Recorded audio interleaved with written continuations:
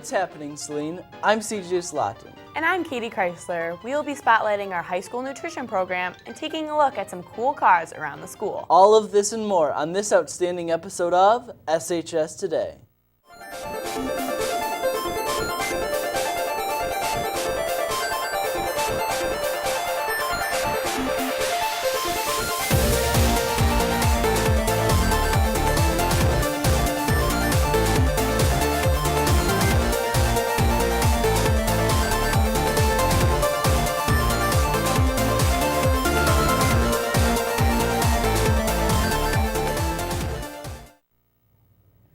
Oh my gosh, CJ, I had such a terrible morning. My car got towed because my starter wouldn't work. Oh wow, I'm sorry to hear that. That's okay. It's like 10 years old, so I guess I expected it. But I'm sure there's a lot, better and worse cars in our parking lot. Well, speaking of cars, Marissa decided to showcase the different cars our students drive each day. You may be surprised by what they found. Saline, how's it going? Marissa Hall-Burkhardt here for SHS Today. We're taking a break from Club Corner this week to bring you an inside look at Saline's whips. Mark Hoffman drives a pretty impressive ride. His black and red 2012 Chevy Camaro is enough to make anybody jealous.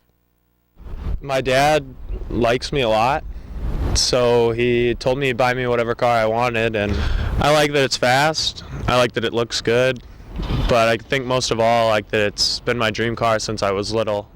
Our very own Alex Seibert drives a 93 Ford Escort, but I'll let him explain that gem to you. In 2002, my brother was in high school and we bought the car for him. One thing that's unique about my car, I'd say, is that when my brother drove it, he got rear-ended, and instead of taking it to the body shop, my dad decided it'd be a good idea to bolt 2 trailer lights to the bumper. And I get a lot of compliments on it, and it works great. You've seen the nice and you've seen the ugly, but what about the cars that make your skin crawl? Anthony Johnson drives a 1990 Ford F-350, and the common consensus about this truck is annoying. What's the story behind this awesome truck? Well, the main thing is Ford never made a 1990 crew cab dually diesel. What do your friends say about this truck? They say it's really loud and the diesel smells bad. Well, Saline, now you've seen it. Where does your car fit in? I'm Marissa Hall-Burkhardt, rolling back to you, studio.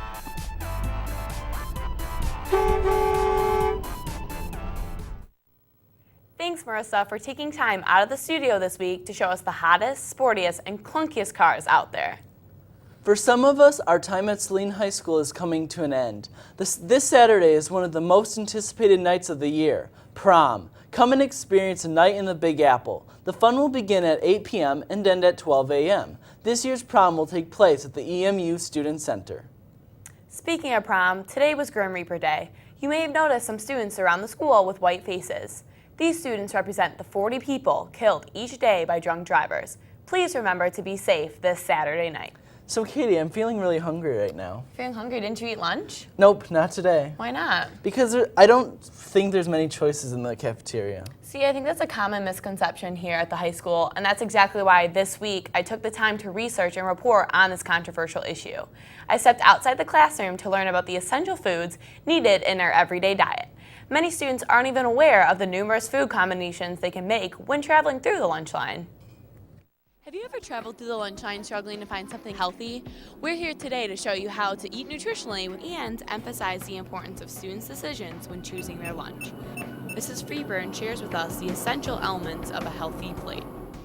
There's a couple of key points to look into. First of all is portion control, making sure that you're not overeating, but you can still get a variety of the foods that you like and enjoy. The second thing you need to look into, there's a new concept. We're used to the food guide pyramid, but we have moved now into what's called the My Plate, and it's looking at your plate when you're putting things together. Half of your plate should be fruits and vegetables. The other quarter of your plate should be grains, and then the other quarter should be protein. And then you should also incorporate in there some dairy. When you're choosing fruits and vegetables, it should be a variety of colors and bright, vibrant colors, trying to avoid the things like iceberg lettuce and getting more color in there. For your protein, look for lean proteins, and then for your grain, half of your grain that you eat throughout the day should be whole grain. And with your dairy, looking for low-fat or non-fat dairy. Make foods that are high in solid fats, like cakes, cookies, ice cream, cheese, sausages, and hot dogs, occasional choices. Mr. Dice provides us with his knowledge on what foods to look for and which foods to avoid.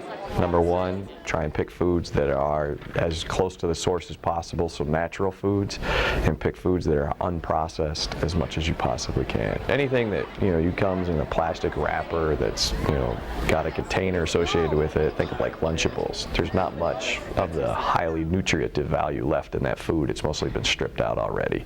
So we get the calories, we get the sugar, we get the salt, but we don't get the vitamins and the minerals that we need. The school is doing their best job to provide us with healthy foods while creating many options for students to choose from in the lunch line. All of our pizza is whole grain. Bread products generally are whole grain. We have very few white bread options, and we're slowly changing all of those over. We have hardly any white bread here at all.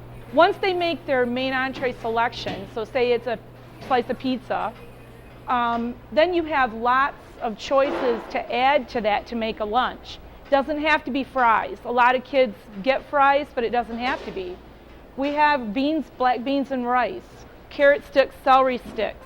We have cheese sticks. We have a hot vegetable to choose from, but it's pretty quick. The kids will run in, grab what they want. They know what they want. A lot of them eat the same thing every day, instead of being adventurous and trying something new. But we have all the options, and we give them those options every day. The next time you travel through the lunch line, try choosing a healthier meal plan. All in all, remember to eat junk foods in moderation and try to fit as many greens into your diet as possible. Back to the studio. Thanks, Katie. It is really important to inform all of our peers that there are healthier alternatives to what we normally eat. Absolutely, CJ. A reminder to all students that tonight is parent-teacher conferences. Conferences will take place in the Commons and start at 5 p.m. The night will conclude at 8 p.m. Well, that's it for this week. I'm Katie Crysler. And I'm CJ Slotten. Stay tuned after the credits for a commercial from the yearbook class encouraging you to join the fun for the next year. Have a nice and sober 3-day weekend, Hornets.